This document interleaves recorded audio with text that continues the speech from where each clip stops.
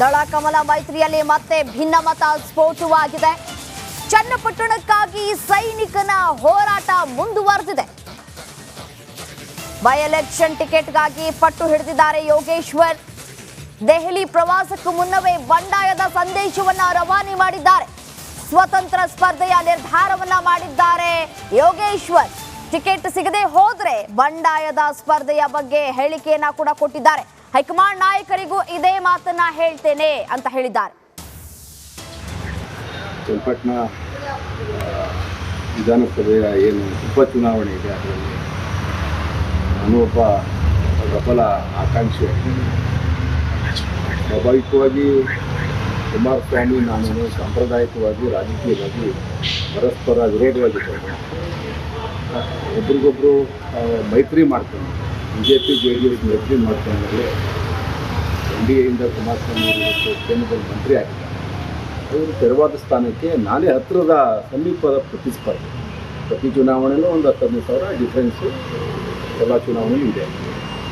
ಹಾಗಾಗಿ ಅವ್ರು ತೆರವಾದ ಮೇಲೆ ಸ್ವಾಭಾವಿಕವಾಗಿ ನನಗೆ ಬಿಟ್ಕೊಡ್ಬೇಕು ಅನ್ನೋದು ನನ್ನ ವಾದ ಮತ್ತು ನನ್ನ ಕ್ಲೈಮ್ ಕೂಡ.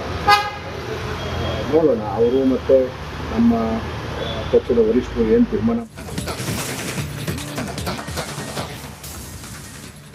ದಳ ಕಮಲ ಮೈತ್ರಿಯಲ್ಲಿ ಮತ್ತೆ ಭಿನ್ನಮತ ಸ್ಫೋಟವಾಗಿದೆ. ಚನ್ನಪಟ್ಟಣಕ್ಕಾಗಿ ಸೈನಿಕನ ಹೋರಾಟ ಮುಂದುವರೆದಿದೆ. ಬೈ ಎಲೆಕ್ಷನ್ ಟಿಕೆಟ್ಗಾಗಿ ಪಟ್ಟು ಹಿಡಿದಿದ್ದಾರೆ ಯೋಗೇಶ್ವರ್. ದೆಹಲಿ ಪ್ರವಾಸಕ್ಕೂ ಮುನ್ನವೇ ಬಂಡಾಯದ ಸಂದೇಶವನ್ನ ರವಾನೆ ಮಾಡಿದ್ದಾರೆ. ಸ್ವತಂತ್ರ ಸ್ಪರ್ಧೆಯ ನಿರ್ಧಾರವನ್ನ ಮಾಡಿದ್ದಾರೆ ಯೋಗೇಶ್ವರ್. ಟಿಕೆಟ್ ಸಿಗದೆ ಹೋದ್ರೆ ಬಂಡಾಯದ ಸ್ಪರ್ಧೆಯ ಬಗ್ಗೆ ಹೇಳಿಕೆಯನ್ನ ಕೂಡ ಕೊಟ್ಟಿದ್ದಾರೆ. ಹೈಕಮಾಂಡ್ ನಾಯಕರಿಗೂ ಇದೇ ಮಾತನ್ನ ಹೇಳ್ತೇನೆ ಅಂತ ಹೇಳಿದ್ದಾರೆ. ಚನ್ನಪಟ್ಟಣ ವಿಧಾನಸಭೆಯ ಏನು ಉಪಚುನಾವಣೆ ಇದೆ ಅದರಲ್ಲಿ ನಾನು ಒಬ್ಬ ಪ್ರಬಲ ಆಕಾಂಕ್ಷಿ. ಸ್ವಾಭಾವಿಕವಾಗಿ ಕುಮಾರಸ್ವಾಮಿ ನಾನು ಸಾಂಪ್ರದಾಯಿಕವಾಗಿ ರಾಜಕೀಯವಾಗಿ ಪರಸ್ಪರ ವಿರೋಧವಾಗಿದ್ದೇವೆ. ಒಬ್ರಿಗೊಬ್ಬರು ಮೈತ್ರಿ ಮಾಡ್ಕೊಂಡು BJP JDS ಮೈತ್ರಿ ಮಾಡ್ಕೊಂಡ್ಮೇಲೆ NDAಯಿಂದ ಕುಮಾರಸ್ವಾಮಿ ಕೇಂದ್ರದಲ್ಲಿ ಮಂತ್ರಿ ಆಗಿದ್ದಾರೆ. ಅವರು ತೆರವಾದ ಸ್ಥಾನಕ್ಕೆ ನಾನೇ ಹತ್ತಿರದ ಸಮೀಪದ ಪ್ರತಿಸ್ಪರ್ಧೆ. ಪ್ರತಿ ಚುನಾವಣೆಯಲ್ಲೂ ಒಂದು 10,000 ಡಿಫ್ರೆನ್ಸು ಎಲ್ಲ ಚುನಾವಣೆಯೂ ಇದೆ. ಹಾಗಾಗಿ ಅವ್ರು ತೆರವಾದ ಮೇಲೆ ಸ್ವಾಭಾವಿಕವಾಗಿ ನನಗೆ ಬಿಟ್ಕೊಡ್ಬೇಕು ಅನ್ನೋದು ನನ್ನ ವಾದ ಮತ್ತು ನನ್ನ ಕ್ಲೈಮ್ ಕೂಡ. ನೋಡೋಣ ಅವರು ಮತ್ತು ನಮ್ಮ ಪಕ್ಷದ ವರಿಷ್ಠರು ಏನು ತೀರ್ಮಾನ. ದಳ ಕಮಲ ಮೈತ್ರಿಯಲ್ಲಿ ಮತ್ತೆ ಭಿನ್ನಮತ ಸ್ಫೋಟವಾಗಿದೆ. ಚನ್ನಪಟ್ಟಣಕ್ಕಾಗಿ ಸೈನಿಕನ ಹೋರಾಟ ಮುಂದುವರೆದಿದೆ. ಬೈ ಎಲೆಕ್ಷನ್ ಟಿಕೆಟ್ಗಾಗಿ ಪಟ್ಟು ಹಿಡಿದಿದ್ದಾರೆ ಯೋಗೇಶ್ವರ್. ದೆಹಲಿ ಪ್ರವಾಸಕ್ಕೂ ಮುನ್ನವೇ ಬಂಡಾಯದ ಸಂದೇಶವನ್ನ ರವಾನೆ ಮಾಡಿದ್ದಾರೆ. ಸ್ವತಂತ್ರ ಸ್ಪರ್ಧೆಯ ನಿರ್ಧಾರವನ್ನ ಮಾಡಿದ್ದಾರೆ ಯೋಗೇಶ್ವರ್. ಟಿಕೆಟ್ ಸಿಗದೆ ಹೋದ್ರೆ ಬಂಡಾಯದ ಸ್ಪರ್ಧೆಯ ಬಗ್ಗೆ ಹೇಳಿಕೆಯನ್ನ ಕೂಡ ಕೊಟ್ಟಿದ್ದಾರೆ. ಹೈಕಮಾಂಡ್ ನಾಯಕರಿಗೂ ಇದೇ ಮಾತನ್ನ ಹೇಳ್ತೇನೆ ಅಂತ ಹೇಳಿದ್ದಾರೆ. ಚನ್ನಪಟ್ಟಣ ವಿಧಾನಸಭೆಯ ಏನು ಉಪಚುನಾವಣೆ ಇದೆ ಅದರಲ್ಲಿ ನಾನು ಒಬ್ಬ ಪ್ರಬಲ ಆಕಾಂಕ್ಷಿ.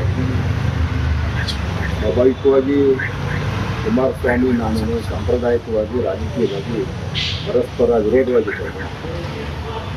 ಒಬ್ರಿಗೊಬ್ಬರು ಮೈತ್ರಿ ಮಾಡ್ಕೊಂಡು BJP JDS ಮೈತ್ರಿ ಮಾಡ್ಕೊಂಡ್ಮೇಲೆ NDAಯಿಂದ ಕುಮಾರಸ್ವಾಮಿ ಕೇಂದ್ರದಲ್ಲಿ ಮಂತ್ರಿ ಆಗಿದ್ದಾರೆ. ಅವರು ತೆರವಾದ ಸ್ಥಾನಕ್ಕೆ ನಾನೇ ಹತ್ತಿರದ ಸಮೀಪದ ಪ್ರತಿಸ್ಪರ್ಧೆ. ಪ್ರತಿ ಚುನಾವಣೆಯಲ್ಲೂ ಒಂದು 10,000 ಡಿಫ್ರೆನ್ಸು ಎಲ್ಲ ಚುನಾವಣೆಯೂ ಇದೆ. ಹಾಗಾಗಿ ಅವ್ರು ತೆರವಾದ ಮೇಲೆ ಸ್ವಾಭಾವಿಕವಾಗಿ ನನಗೆ ಬಿಟ್ಕೊಡ್ಬೇಕು ಅನ್ನೋದು ನನ್ನ ವಾದ ಮತ್ತು ನನ್ನ ಕ್ಲೈಮ್ ಕೂಡ. ನೋಡೋಣ ಅವರು ಮತ್ತು ನಮ್ಮ ಪಕ್ಷದ ವರಿಷ್ಠರು ಏನು ತೀರ್ಮಾನ.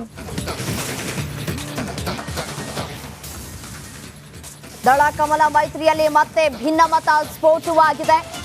ಚನ್ನಪಟ್ಟಣಕ್ಕಾಗಿ ಸೈನಿಕನ ಹೋರಾಟ ಮುಂದುವರೆದಿದೆ. ಬೈ ಎಲೆಕ್ಷನ್ ಟಿಕೆಟ್ಗಾಗಿ ಪಟ್ಟು ಹಿಡಿದಿದ್ದಾರೆ ಯೋಗೇಶ್ವರ್.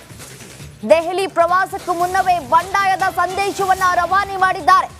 ಸ್ವತಂತ್ರ ಸ್ಪರ್ಧೆಯ ನಿರ್ಧಾರವನ್ನ ಮಾಡಿದ್ದಾರೆ ಯೋಗೇಶ್ವರ್. ಟಿಕೆಟ್ ಸಿಗದೆ ಹೋದ್ರೆ ಬಂಡಾಯದ ಸ್ಪರ್ಧೆಯ ಬಗ್ಗೆ ಹೇಳಿಕೆಯನ್ನ ಕೂಡ ಕೊಟ್ಟಿದ್ದಾರೆ. ಹೈಕಮಾಂಡ್ ನಾಯಕರಿಗೂ ಇದೇ ಮಾತನ್ನ ಹೇಳ್ತೇನೆ ಅಂತ ಹೇಳಿದ್ದಾರೆ. ಚನ್ನಪಟ್ಟಣ ವಿಧಾನಸಭೆಯ ಏನು ಉಪಚುನಾವಣೆ ಇದೆ ಅದರಲ್ಲಿ ನಾನು ಒಬ್ಬ ಪ್ರಬಲ ಆಕಾಂಕ್ಷಿಯಾಗಿದ್ದೀನಿ. ಸ್ವಾಭಾವಿಕವಾಗಿ ಕುಮಾರಸ್ವಾಮಿ ನಾನು ಸಾಂಪ್ರದಾಯಿಕವಾಗಿ ರಾಜಕೀಯವಾಗಿ ಪರಸ್ಪರ ವಿರೋಧವಾಗಿದ್ದೇವೆ. ಒಬ್ರಿಗೊಬ್ಬರು ಮೈತ್ರಿ ಮಾಡ್ಕೊಂಡು BJP JDS ಮೈತ್ರಿ ಮಾಡ್ಕೊಂಡ್ಮೇಲೆ NDAಯಿಂದ ಕುಮಾರಸ್ವಾಮಿ ಕೇಂದ್ರದಲ್ಲಿ ಮಂತ್ರಿ ಆಗಿದ್ದಾರೆ. ಅವರು ತೆರವಾದ ಸ್ಥಾನಕ್ಕೆ ನಾನೇ ಹತ್ತಿರದ ಸಮೀಪದ ಪ್ರತಿಸ್ಪರ್ಧೆ.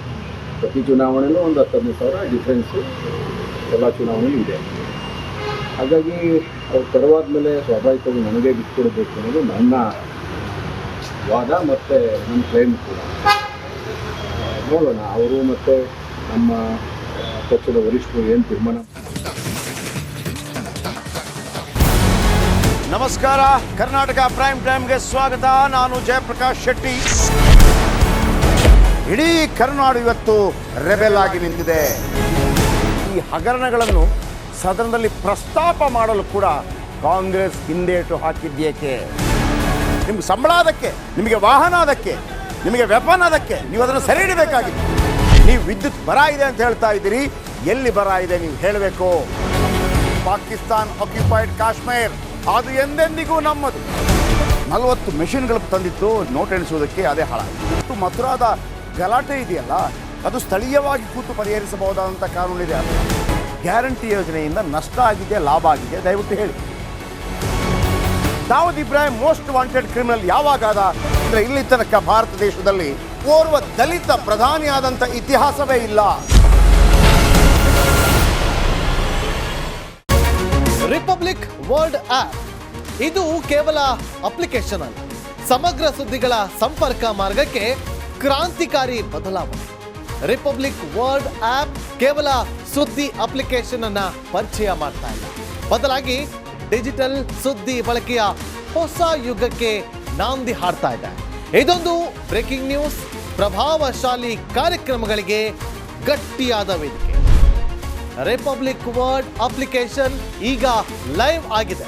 ಗೂಗಲ್ ಪ್ಲೇ ಸ್ಟೋರ್ ಮತ್ತು ಆಪಲ್ ಆಪ್ ಸ್ಟೋರ್ ಎರಡರಲ್ಲೂ ಲಭ್ಯವಿದೆ. ಈಗಲೇ ಡೌನ್ಲೋಡ್ ಮಾಡಿ. ನಮಸ್ಕಾರ, ಕರ್ನಾಟಕ ಪ್ರೈಮ್ ಟೈಮ್ಗೆ ಸ್ವಾಗತ. ನಾನು ಜಯಪ್ರಕಾಶ್ ಶೆಟ್ಟಿ. ಇಡೀ ಕರ್ನಾಡು ಇವತ್ತು ರೆಬೆಲ್ ಆಗಿ ನಿಂತಿದೆ. ಈ ಹಗರಣಗಳನ್ನು ಸದನದಲ್ಲಿ ಪ್ರಸ್ತಾಪ ಮಾಡಲು ಕೂಡ ಕಾಂಗ್ರೆಸ್ ಹಿಂದೇಟು ಹಾಕಿದ್ದೇಕೆ? ನಿಮ್ಗೆ ಸಂಬಳ ಅದಕ್ಕೆ, ನಿಮಗೆ ವಾಹನ ಅದಕ್ಕೆ, ನಿಮಗೆ ವೆಪನ್ ಅದಕ್ಕೆ, ನೀವು ಅದನ್ನು ಸೆರೆ ಹಿಡಬೇಕಾಗಿತ್ತು. ನೀವು ವಿದ್ಯುತ್ ಬರ ಇದೆ ಅಂತ ಹೇಳ್ತಾ ಇದ್ದೀರಿ, ಎಲ್ಲಿ ಬರ ಇದೆ ನೀವು ಹೇಳಬೇಕು. ಪಾಕಿಸ್ತಾನ್ ಆಕ್ಯುಪೈಡ್ ಕಾಶ್ಮೀರ್ ಅದು ಎಂದೆಂದಿಗೂ ನಮ್ಮದು. 40 ಮೆಷಿನ್ಗಳು ತಂದಿತ್ತು ನೋಟ್ ಎಣಿಸುವುದಕ್ಕೆ, ಅದೇ ಹಾಳಾಯಿತು. ಮಥುರಾದ ಗಲಾಟೆ ಇದೆಯಲ್ಲ, ಅದು ಸ್ಥಳೀಯವಾಗಿ ಕೂತು ಪರಿಹರಿಸಬಹುದಾದಂಥ ಕಾನೂನಿದೆ. ಅದು ಗ್ಯಾರಂಟಿ ಯೋಜನೆಯಿಂದ ನಷ್ಟ ಆಗಿದೆ, ಲಾಭ ಆಗಿದೆ, ದಯವಿಟ್ಟು ಹೇಳಿ. Dawood Ibrahim most wanted criminal ಯಾವಾಗಾದ ಅಂದರೆ ಇಲ್ಲಿ ತನಕ ಭಾರತ ದೇಶದಲ್ಲಿ ಓರ್ವ ದಲಿತ ಪ್ರಧಾನಿಯಾದಂಥ ಇತಿಹಾಸವೇ ಇಲ್ಲ. ರಿಪಬ್ಲಿಕ್ ವರ್ಲ್ಡ್ ಆಪ್ ಇದು ಕೇವಲ ಅಪ್ಲಿಕೇಶನ್ ಅಲ್ಲ, ಸಮಗ್ರ ಸುದ್ದಿಗಳ ಸಂಪರ್ಕ ಮಾರ್ಗಕ್ಕೆ ಕ್ರಾಂತಿಕಾರಿ ಬದಲಾವಣೆ. ರಿಪಬ್ಲಿಕ್ ವರ್ಲ್ಡ್ ಆಪ್ ಕೇವಲ ಸುದ್ದಿ ಅಪ್ಲಿಕೇಶನ್ ಅನ್ನ ಪರಿಚಯ ಮಾಡ್ತಾ ಇಲ್ಲ, ಬದಲಾಗಿ ಡಿಜಿಟಲ್ ಸುದ್ದಿ ಬಳಕೆಯ ಹೊಸ ಯುಗಕ್ಕೆ ನಾಂದಿ ಹಾಡ್ತಾ ಇದೆ. ಇದೊಂದು ಬ್ರೇಕಿಂಗ್ ನ್ಯೂಸ್, ಪ್ರಭಾವಶಾಲಿ ಕಾರ್ಯಕ್ರಮಗಳಿಗೆ ಗಟ್ಟಿಯಾದ ವೇದಿಕೆ. ರಿಪಬ್ಲಿಕ್ ವರ್ಲ್ಡ್ ಅಪ್ಲಿಕೇಶನ್ ಈಗ ಲೈವ್ ಆಗಿದೆ. ಗೂಗಲ್ ಪ್ಲೇ ಸ್ಟೋರ್ ಮತ್ತು ಆಪಲ್ ಆಪ್ ಸ್ಟೋರ್ ಎರಡರಲ್ಲೂ ಲಭ್ಯವಿದೆ. ಈಗಲೇ ಡೌನ್ಲೋಡ್ ಮಾಡಿ.